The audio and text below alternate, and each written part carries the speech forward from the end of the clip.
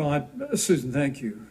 And let me say, on behalf of the President and the First Lady, how moved we've all been by the outpouring of prayers and concern for the President. And I do believe it's emblematic of the prayers and the concern that have ushered forth for every American impacted by the coronavirus. But the care the President received at Walter Reed Hospital, the White House doctors, was exceptional. And the transparency that they practiced all along the way will continue. The American people have a right to know about the health and well-being of their president, and will continue to do that.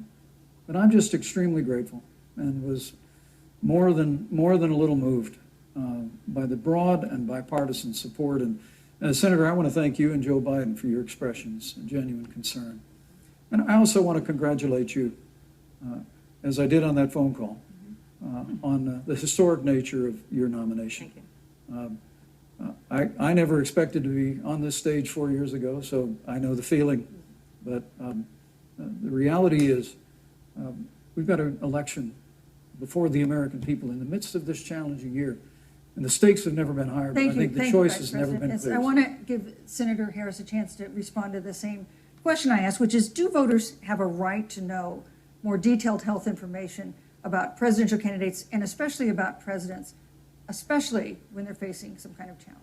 Absolutely, and that's why Joe Biden has been so incredibly transparent, and certainly by contrast, the president has not, both in terms of health records, but also let's look at taxes. We now know, because of great investigative journalism, that Donald Trump paid $750 in taxes. When I first heard about it, I literally said, "You mean $750,000? And it was like, no, $750. We now know Donald Trump owes and is in debt for $400 million. And just so everyone is clear, when we say in debt, it means you owe money to somebody.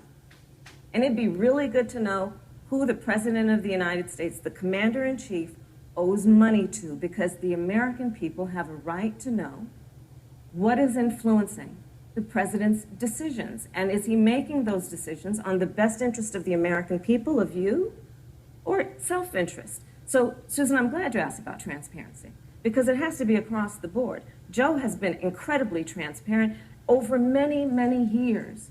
The one thing we all know about Joe, he puts it all out there. He is honest, he is forthright. But Donald Trump, on the other hand, has been about covering up everything. Thank you, Senator Harris. I want to give you a chance to respond, Vice President. Well, look, I respect the fact that Joe Biden spent 47 years in public life. I respect your public service as well. Thank you. The American people have a president who's a businessman, he's a job creator, who's paid tens of millions of dollars in taxes, payroll taxes, property taxes. He's created tens of thousands of American jobs.